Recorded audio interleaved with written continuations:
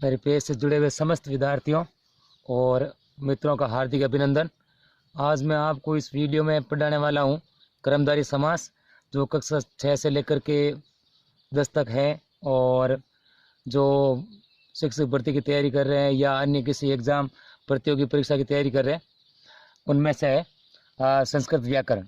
ठीक है, तो संस्कृत व्याकरण का जो चैप्टर मैं पढ़ा रहा हूँ वो है कर्मधारय समास।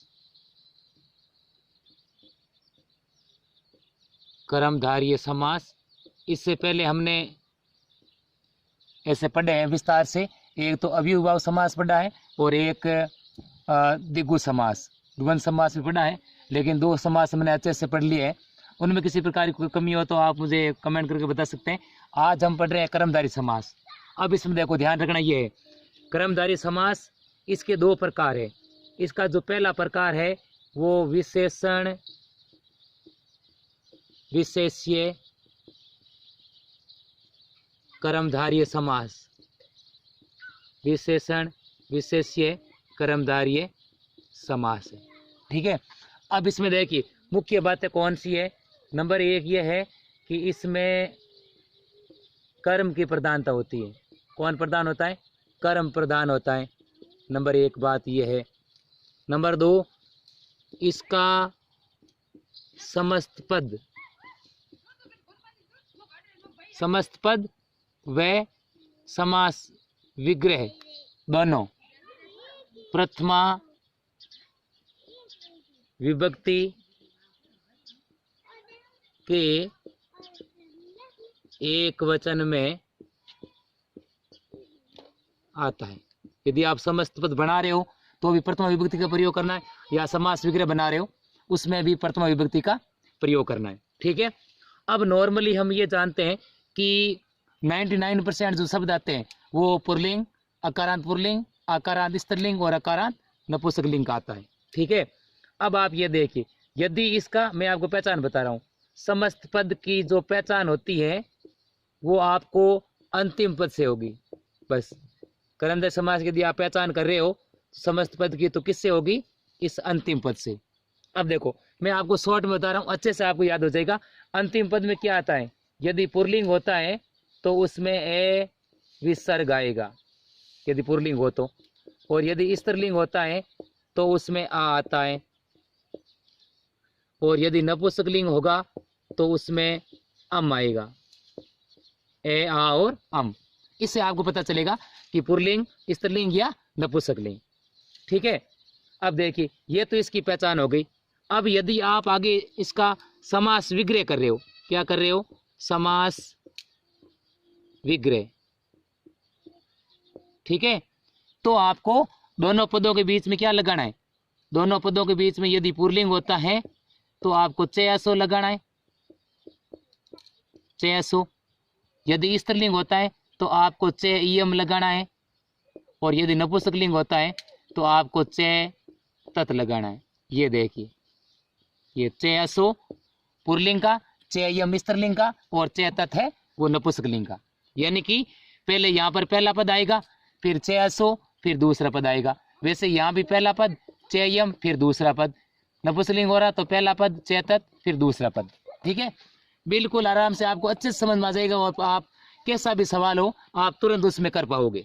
ठीक है, अब मैंने यहाँ पर जैसे उदाहरण लिख दिया, कृष्ण मेघ है, कृष्ण मेघ है। अब मैंने आपको क्या कहा था? यदि आपको पहचान करनी है तो समस्त पद की पद के अंत में जाना है। वहां से आपको यदि ए विसर्ग या आ या अम होता है तो समास कौन सा होता है? कर्मधारय समास।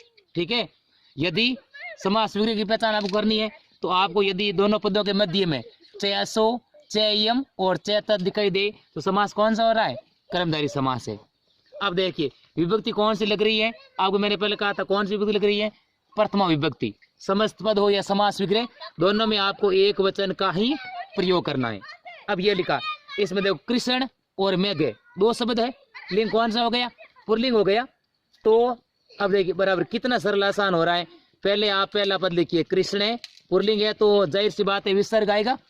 फिर दोनों पदों के बीच में पुल्लिंग में क्या लगता है? चय असो लगता है, तो यहाँ पर आएगा चय असो और फिर अंतिम पद क्या लिखा हुआ है, मेघे, ये आ गया कृष्ण चेसो मेघे।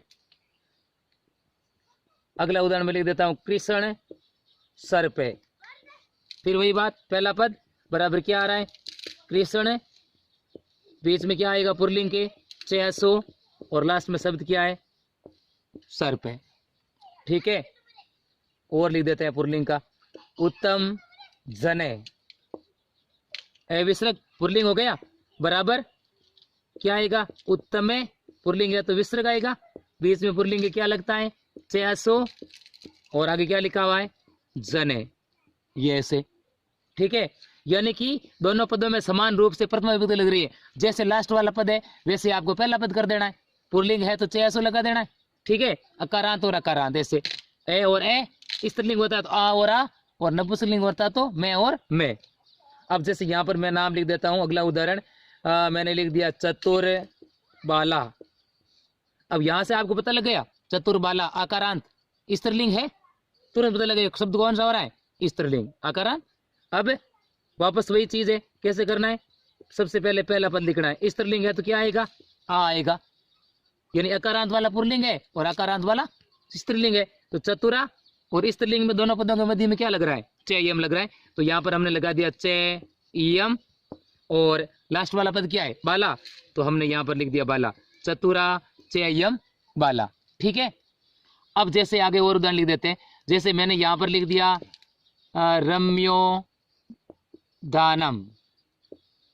ठीक है, अब इसमें संधि हो रही है, पहला शब्द क्या है, रम्य, और प्लस अगला क्या है, उद्यानम, तो नपुंसकलिंग आ गया, मैं आ गया, तो बराबर आप क्या लिखोगे,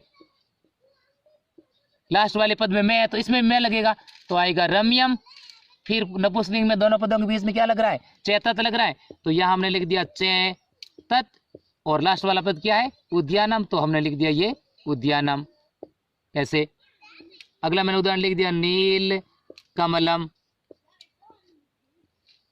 मैं नपुंसकलिंग आ गया, सीधी सी बात है, तो नपुंसकलिंग में क्या लगता है, मैं, तो पहले पद पर हमने मैं लगा दिया नीलम, फिर बीच में क्या लग रहा है, चेतत, और लास्ट में क्या है, कमलम, तो हमने लिख दिया कमलम।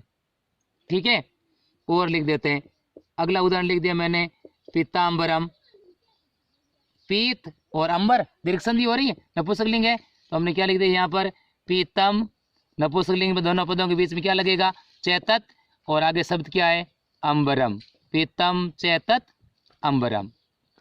मुझे लगता है आप सभी को समझ में आ गया होगा अच्छे से। ठीक है ना, आपको मैंने जितना सिंपल हो सकता था उस तरीके से मैंने आपको समझा दिया है, और आप समझ गए होंगे। फिर भी इसमें देखो कमी किसी प्रकार रह सकती है, किसी को भी समझ में ना आए तो आप मुझे कमेंट में बता सकते हैं कि सर ये वाला पार्ट हमें समझ में नहीं आया, और मैं आपको समझा दूंगा।